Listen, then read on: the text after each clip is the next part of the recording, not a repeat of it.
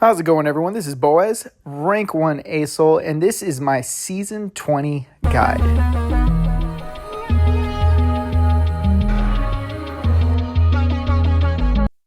Okay, sorry about the delay, but I think I got this all figured out. I'm going to have a Vi gameplay on the Smurf. We're going to be going over items, but yeah, the Vi gameplay is going to be in the background. There's not much that has changed item-wise. I think one of the biggest things that has changed is playing around objectives and understanding your segments, as well as playing around Baron properly, because Baron is not the same as last season. But yeah, items, your core is still the same. You're going to be wanting to rush your Rylai's and then getting either a anti-shield, anti-heal if you need it, but core, you should be building every game, Leandries and your Rabadons, third item. And then you can look for a crown. You can get, I've tried Rod. I've tried that, psychic projector build. It just takes too long to come online. And do you want to do damage? You want to be useful as soon as possible.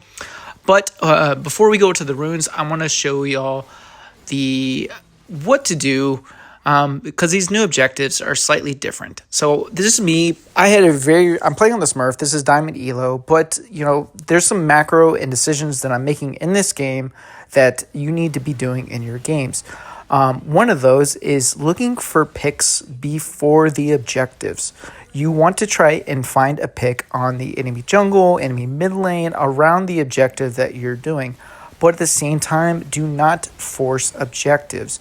You do not need the objective if you kill them all. So if you win the team fight, look to push your advantage. So what did that look like? We killed 3 of them, and I took the entire enemy top side, even though they got the rift. So let's go back to runes. I am running the same runes as I ran last season. This Celerity rune is my go-to now. I don't think there's a better rune out there than this rune. This rune is disgusting. The movement speed on yours and everyone else's it's just too strong, and you can't measure it. You can't measure it. This is all feel. But next rune, Scorch, maybe, but honestly, I'm running bone plating every single game. I think it's just too strong for your early trading patterns. You want to be a lane bully, you are a lane bully, and bone plating just makes your trades so much better, as long as you're trading around those. But we're going to talk about a few things. One, I'm still running Ignite, but yeah, we're going to be talking about Baron. It is not the same as last season. And I feel there are a lot of players still pretending that it's last season. It does not empower all the minions. You need to be around them. So whenever you're doing the objective, it is important to, 1, set up waves before you do the objective. So that 2, if you lose the team fight, the enemy can't just run your base down. And then 3, if you win the objective, you can now push your lanes out. Say you get Baron and then you ace them. If your waves are in good states, you can instantly push and end the game. But majority of the time, I'm seeing players, they just ignore the side lanes and the mid lane prio. And you see here, what I did is I'm looking for a pick around the Baron. I found the Jinx, and at the same time, I was getting mid lane prio. I've got mid lane prio, so now what we are doing is we are dancing. We are forcing them to play around this objective, and what I'm doing is I'm looking for picks. That's enough for me to start, but you can see, what is my team doing? Do I have enough damage to do it by myself? No. Am I going to force it? No. And what we do is we end up starting a team fight. But watch how I'm playing these fights. I'm playing it slow. I'm strong. I cannot die because then we can lose Baron. But, I'm so strong. We just killed 2 of them. But my Syndra is almost dead. I'm My ADC and my Nautilus are not helping. Cannot do this by myself. But, it's still working out. What I'm doing is I'm keep that pressure. I'm looking for kills constantly. I'm not forcing the Baron. We don't need Baron to win. You do not need Baron to win. What you can do is you can threaten the opportunity of taking Baron. See, all of them are dead here, but I'm my Syndra does not have enough damage, by herself for both of us to take this. We're going to need it. And then now, two of them are spawning. So, we don't have to necessarily do this, but my Syndra just wants to back. There's no need to force it. What I'm doing here, I'm pretty tanky. I've got blue buff. I'm hitting it and, there's a ward. So that means there's someone nearby. So what I'm doing is I'm looking for a kill. They're still by themselves. The other ones are still on a back timer. And look, we just got another kill. I have a lot of gold in my bag. The rest of our team, we just killed them. So this is the first time I've really brought this up, but there are item segments in this game. There are game segments. And what do I mean by that? So the entire enemy team, we wiped them. So all of them just went to base. All of them just spent their gold. On my team, me and the Syndra and the Lulu were on the map for a very, very long time. So we were on the previous segment compared to the enemy team. But now both of us are on good segments. So we can look for a team fight because one, I've spent all my gold. I have more gold than them, so technically I am stronger. And as you can see, I'm not forcing it. I'm looking for solid plays constantly. So what you're going to want to do, my team's continuing to push. They don't need to chase, but we are stronger, so it is okay. The Rengar did get a shutdown. Not a big deal. I'm 14-0 with 10 assists. I've got very good GPM. I don't really need to take Baron. What I'm doing is I'm setting up the wave state in a good spot so that when we do take Baron, we can push effectively. Now, I want to do Baron. The Rengar shouldn't be able to walk up. We've got a pink ward right there. That's the only really way he's going to get in. But my team, they're very, very slow to wanting to help. But again, I do not have to force this. If anyone walks up, I am 100% going to leave Baron and I'm going to go for a kill. Like that's okay to do. I don't have to force it. They're going for the Baron. They're literally suiciding for this Baron. And now, for the first time, Baron is actually safe to take. We just killed all of them. Again, and our mana issues aren't a problem this time. So this Baron is now free. This is the first time it's been free. All the other ones, there is a small chance that the enemy takes it. So you need to be aware. So whenever you take Baron, you want to instantly try, if you can, get a blue buff or red buff or back. Those are the two things. And then spend your money. My Nautilus and the Jhin, they are still on the previous segment that I was talking about earlier. Me, Syndra, and Lulu on the previous one, on our next segment, as well as the entire enemy team. We just wiped them. Renekton bot. The enemy team is on the next segment. While this team fight, they're going to lose because they are weaker. This Jhin and Nautilus, they end up suiciding for the tower. They at least got the tower. That's a good thing. But if they would have just got the tower and then instantly rotated because we had a top wave that was in a good position, we could have got so much more. But look at this damage. This Lulu is a Lulu top. We're winning with a Lulu top. And this Lulu is actually playing this wave fine. She's not having to walk up. Look at the Baron minions. They're destroying these towers. So if you have your wave state enough, you need to be using this time to push the minions and the waves to the towers. You should not be using this time to farm your jungle. If you are going to farm any jungle, it's after you've taken the towers and then you farm the enemy jungle to your jungle and then you back. So that way you can make it all the way back out onto the base. You have your enhanced minions and then you can retake the enemy jungle and then you permanently live in the enemy jungle from that point of the game. So there's a bit of an ebb and flow that you need to understand when playing the game. Now, look at this entire time. While we were, I did a little rewind. This wave could have been pushed out by Nautilus and Jhin if they had played smart. They needed to back, but this wave is not pushing like it used to.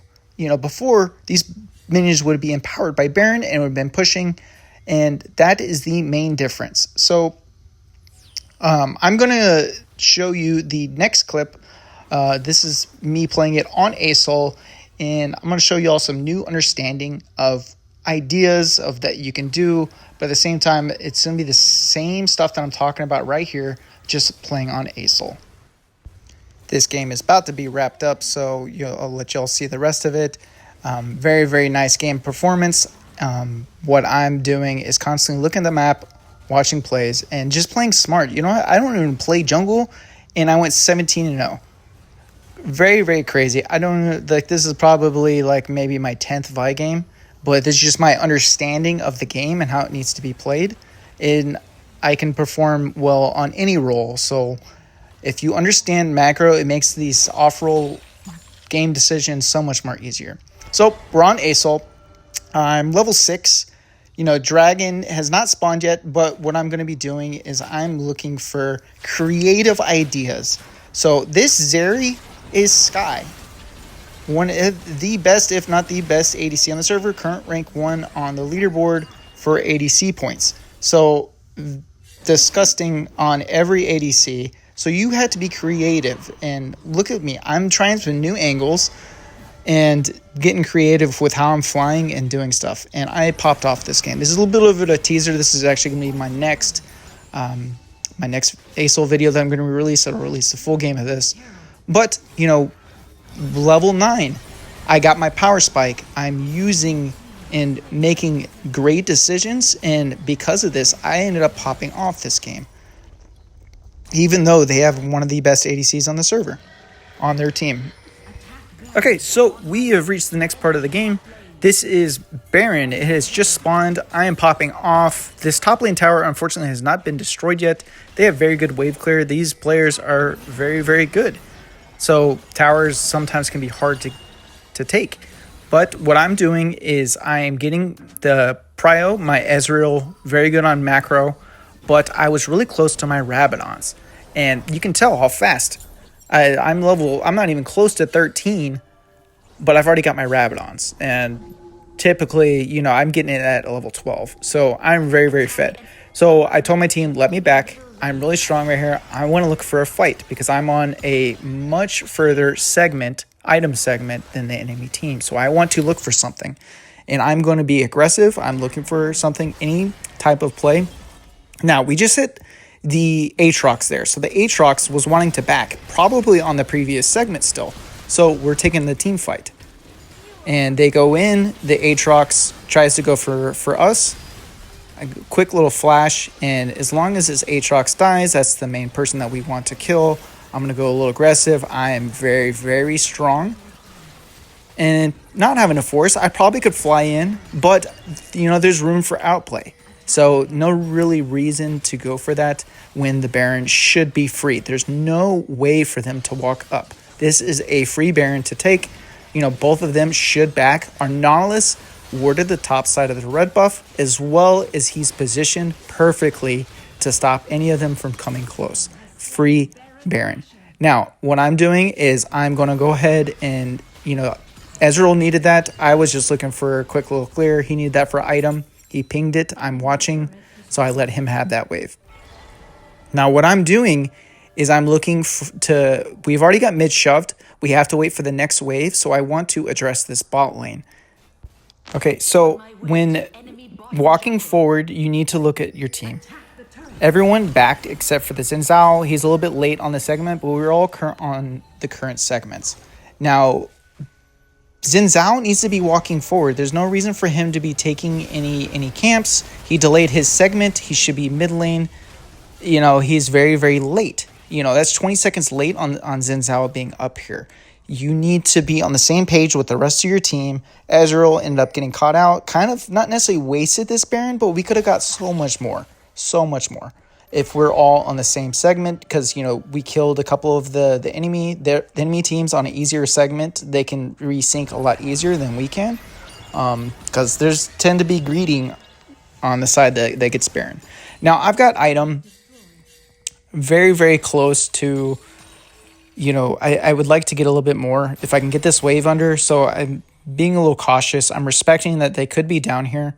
But as soon as Aatrox showed, that's when I go aggressive. I'm watching the map. That's something that you'll need to be doing, is watching the map.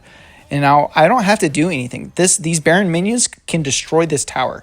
So I needed to wait for the Leandries to stop. I'm walking forward. I want to stop his back. And look at that. It's a free tower. That's a lot of gold for your team. And then looking at the map, no one's showing on the map. I'm watching my Israel.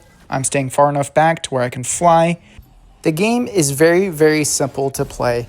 As long as you have these rules, you're constant. It just becomes like an autopilot. So that's pretty much it for this video. I'm gonna leave y'all with a little teaser for the next one. If you enjoyed the content, please consider liking and subscribing, and stay tuned for the next video. Peace. Enemy is unstoppable. Quadra kill.